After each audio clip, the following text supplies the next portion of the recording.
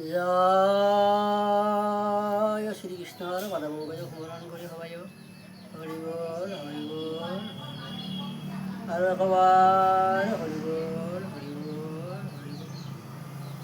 জয় রাম জয় হরি সেৱকসকলৰ মংগলাৰ্থে নিৰন্তৰে হৰি হৰি বল কৃষ্ণ কৃষ্ণ কৃষ্ণ জয় জয়তে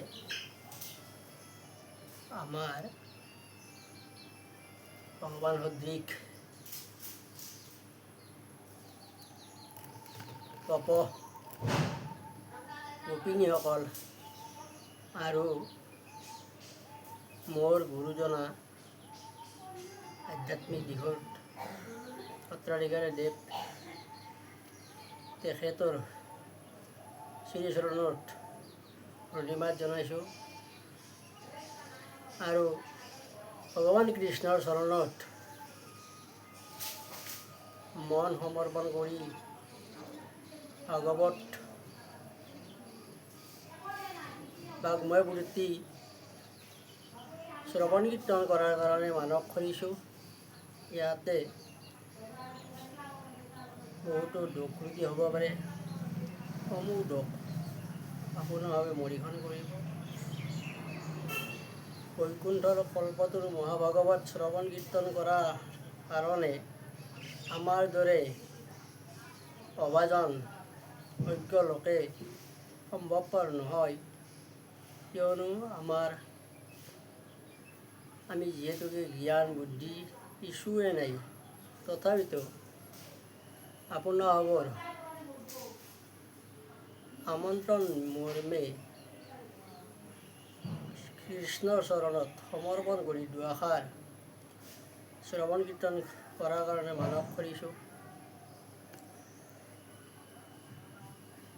আপোনালোকে যেন নিজ গুণে সন্তুষ্ট হয়, ভগৱান কৃষ্ণয়ো সন্তুষ্ট হয়, সেয়েহে মই ভাগৱতৰ পাতনি মেলিছোঁ।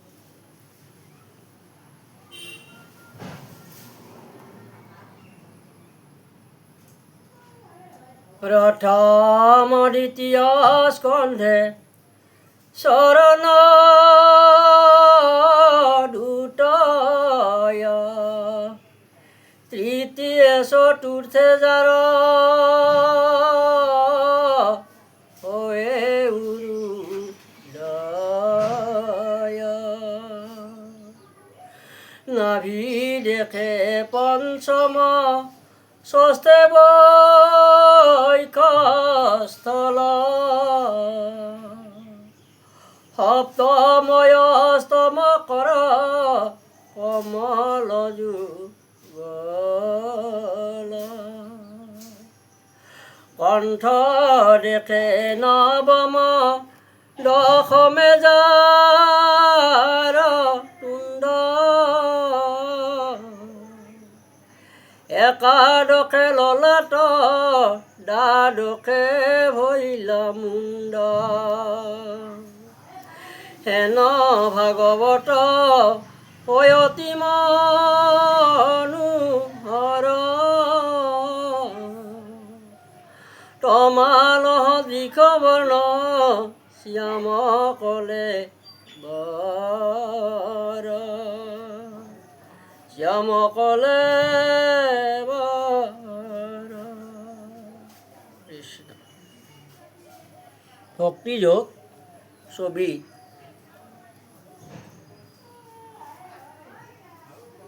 ভগৱন্ত নিগদতি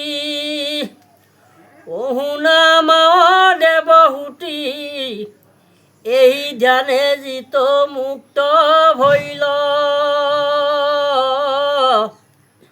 দেহা কোনে দেখে আৰ কিবা আহে কিবা নাই, কিবা এখনতে বহি ৰৈল।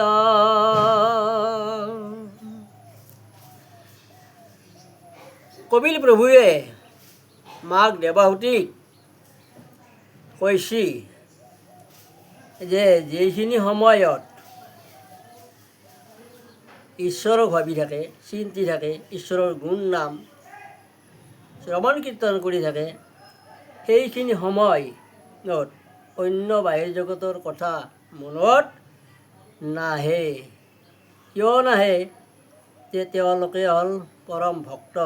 ভক্তই যেতিয়া হৰিৰ নাম গুণানুগুণ গাই থাকিব, তেতিয়া মায়া জগতৰ কথাবিলাক নাহে।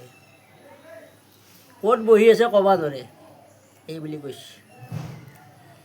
হে ৰাম যেন মধ্যে মাতোৱাল, কতিৰ বস্ত্ৰ কহিত, আছে নাই একো নজানয়, যাবে পূৰ্ব কৰ্ম থাকে তাবে প্ৰাণ ইন্দ্ৰিয় হোমে, দেহা পুনু নাখন উহি কয়। কৈছি যেনে এজন মদাহীয়ে মদ খালে, মদ খাই যেতিয়া তেওঁৰ নিচা লাগে, কাপোৰ আছে নে নাই গমেই নাপায়, দেহাত কাপোৰে আছে নাই একো নজনা অৱস্থা হয়। কাৰণ কিয়? যাবে পূৰ্বৰ কৰ্ম থাকে তাবে প্ৰাণ ইন্দ্ৰিয় হ'বই। আজিৰ ফলে নহয়, এইবিলাক পূৰ্বৰ কামনা বাসনা থাকিব লাগিব, কৰো বুলিও কৰিব নোৱাৰে।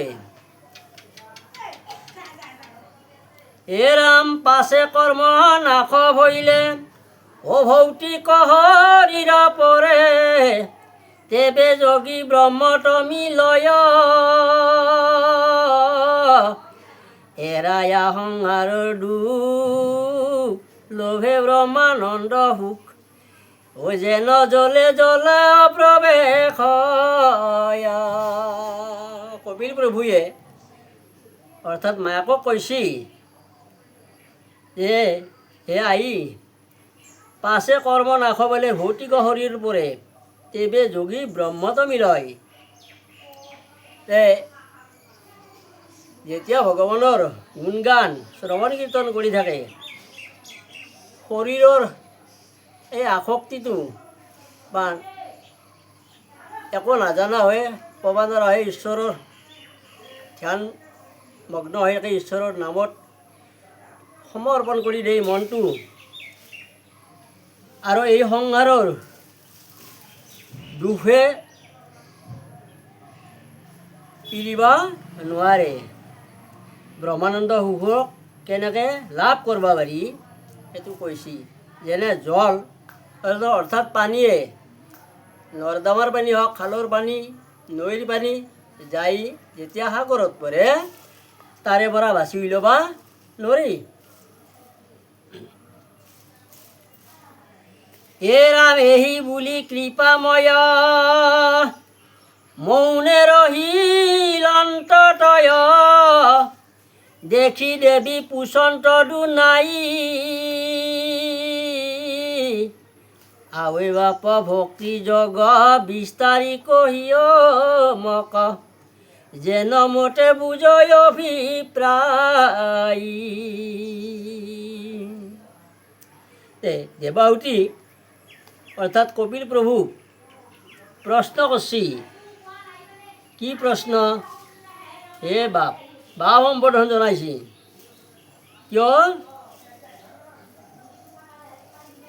যদিও পুতেক বুলি কৈছি, পুতেক বুলি ভবা নাই, ভগৱান সদৃশ বুলি জানি বোলে বাপ সম্বোধন কৰিছি। কাৰণ আমি ডাঙৰক কেনেকৈ, ভকতক কেনেকৈ সম্বৰ্ধনা কৰিব লাগে জানিব লাগে, বা ভক্তি যাৰ থাকে সি বাপ বুলিয়ে আন এজনক কথা পাতে বা আলোচনা কৰে।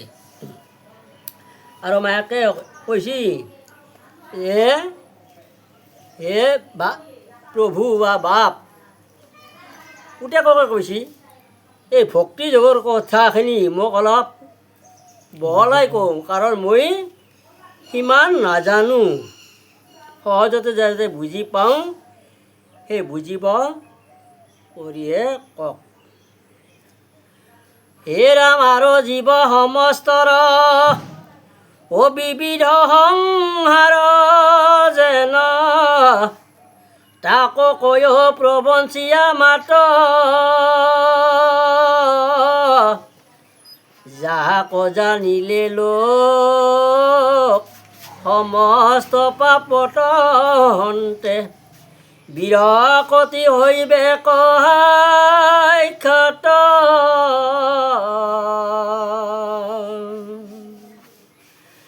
এই মায়াকে আৰু পুনৰবাৰ উঠি এই জীৱ সমস্তৰ বিবিধ সংহাৰৰ যেন কয়ো তাকো কয়ো প্ৰবঞ্চি আমাৰ যাকো জানিলে সকলোৱে লোক সমস্ত পাপৰ পৰা পৰিত্ৰাণ পাব পাৰে আৰু বিষয়ৰ প্ৰতি বিৰকতি ভাৱ আহে সেই কথাটো কওক। জাত হওঁতে হুয়া ভয় লোকে পুণ্য আচৰয় হেন কাল ঈশ্বৰৰ গতি কহিয়ক বিভাগীয়া যদি বাপয় আছে দয়া শুনি মই থাক সম্প্ৰতি। দেৱাহুতিয়ে কপিল প্ৰভুক এনেকৈ কাৰুণ্য কৰিছে, হে প্ৰভু ভাগ ভাগ কৰি মোক ক যদি মোৰ প্ৰতি তোমাৰ মৰম দয়া আছে আৰু মই শুনি থাকিম।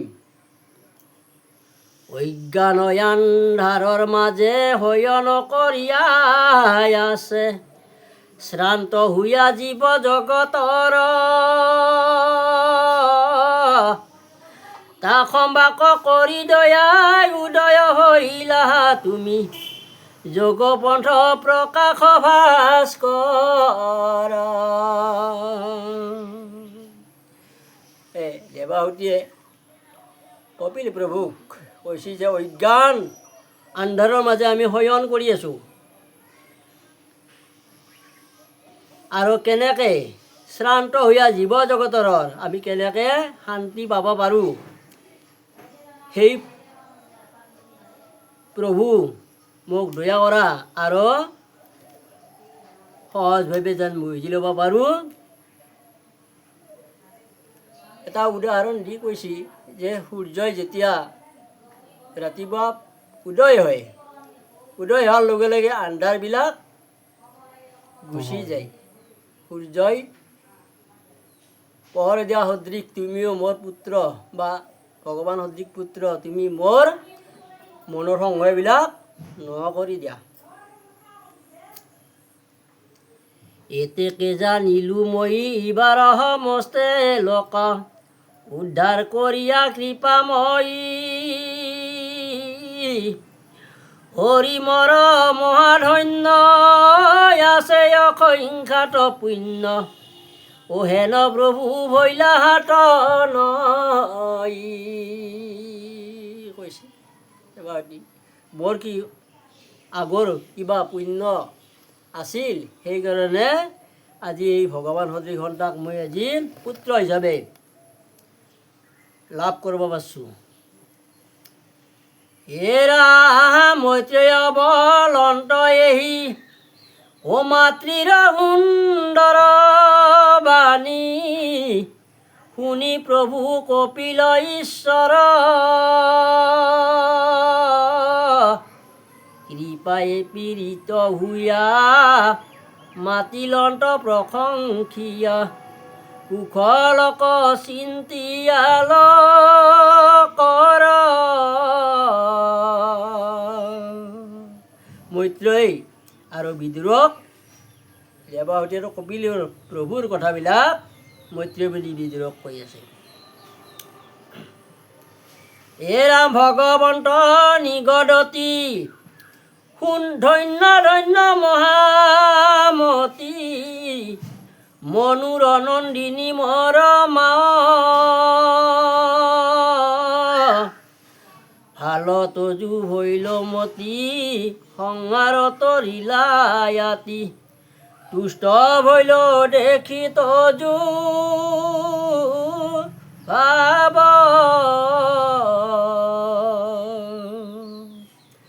কপিল প্ৰভু মায়াকক কৈছি যে হে চাই মোৰ মনুষ্য জীয়াক আছিল দেৱাহুতি, তোমাৰ মতিবিলাক উত্তম, ধন্য ধন্য প্ৰশ্নবিলাক মোক কৰবা পাৰিছা।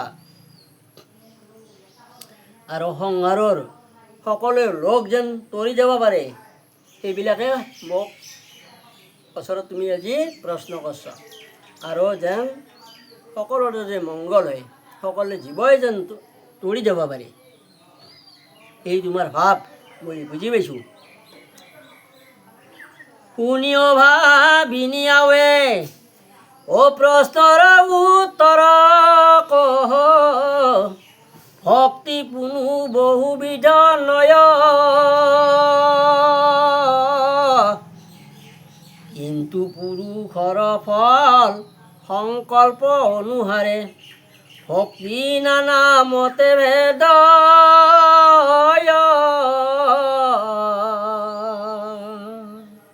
কপিলে মাকক ক'বাৰ আছে এতিয়া যে তোমাৰ প্ৰশ্নৰ উত্তৰ দিওঁ, ভক্তি বহুত প্ৰকাৰৰ ভক্তি নহয়, কিন্তু পুৰুষৰ সংকল্প অনুসাৰে সেই ভক্তি নানা ভাগত ভাগ কৰা হৈছিল। এই শ্ৰৱণ কীৰ্তন কৰিলে জীৱই তৰি যাব পাৰে, কেৱল শ্ৰৱণ কীৰ্তনে কলিৰ লোকৰ কাৰণে সাৰ, তাত বাহিৰে কৰণীয় কাম একো নাই বুলি কৈছে। শ্ৰৱণ কীৰ্তন কৰিলে জীৱই মুক্তি সাধন কৰিব পাৰে। হে ৰাম পৰ কমাৰিবে প্ৰতি, ও মনত সংকল্প কৰে, দম্ভ বামচৰ আতি ক্ষয়, এই মতে ভক্তি মত কৰিলে তামস হয়, ক্ৰোধ ভেদ তিনিতে আশ্ৰয়।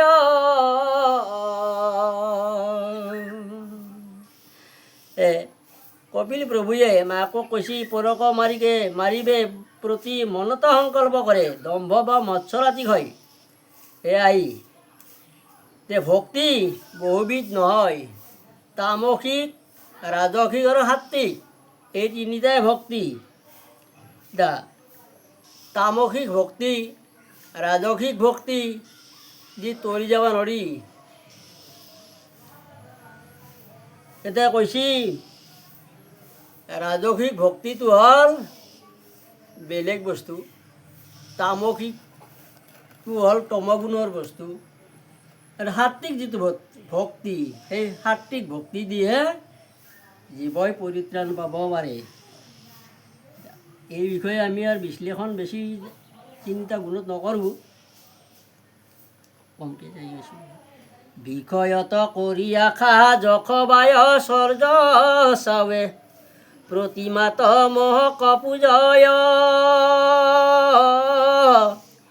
তিনিও প্ৰকাৰ ইত ৰাজস ভকতি মাত্ৰ, তজুয়াগে কহিলো নিশ্চয়। বিষয়ৰ ভোগ লালসাত আমি আকৃষ্ট হৈ, যশ মানে ধন জন ঐশ্বৰ্য বিভূতি আমি চাওঁ, প্ৰতিমাত বা পূজা পাতলো কৰোঁ, তাৰে পৰা একো ফল নহয় বুলি কৈছে। কলিৰ মলমতী মনুষ্যৰ পূজা পাতাল কৰিলে একো ফল নাই, কাৰণ দ্ৰব্য শুদ্ধি নাই, বাক্য শুদ্ধি নাই, সেইকাৰণে কলিত পূজা কৰিলে একো ফল নধৰে। মিছায়ে শ্ৰম মাত্ৰ কৰে, ফলকে একোৱেই নধৰে বুলি কৈছে। পাপ মৰ হৌক নাশ, ও ভগৱন্ত হৌক প্ৰীতি, নুহি অৱশ্যক বিধি মানি, ই তিনি প্ৰকাৰৰ ভক্তি ও কৰিলে হাতিক বুলি, নিস্তে মই কহিলো বখানি।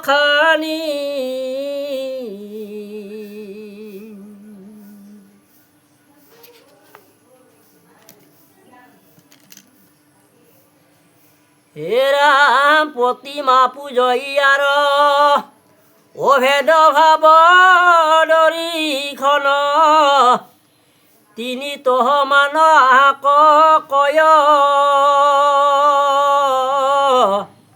উদ্যম মধ্যম ক্ৰমে তামসাদি ভক্তি মাজে তিনি তিনি মতে ভেদ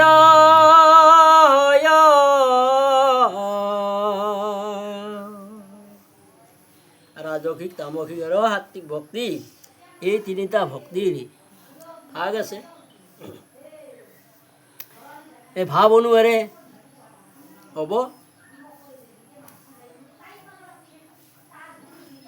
একবিধ নৱ নৱ প্ৰকাশে হৈ আছে ভেদ তাক বুজিবা দিয়া মতি সগুণ ভকতি এই একাবিধ আশীবিধ হোৱাৱে কহ নিৰ্গুণ ভকতি।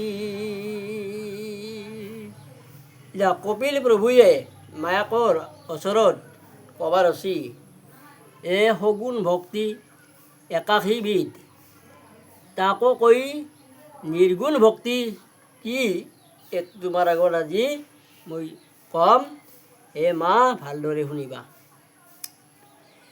শুনিয়ক সভাসদ তৃতীয় স্কন্ধৰ পদ ও বুজিয়ক ভক্তিৰ নিৰ্ণয় সগুণ ভকতি যত কৰি তাংক পৰিহাৰ নিৰ্গুণক কৰি আশ্ৰয়।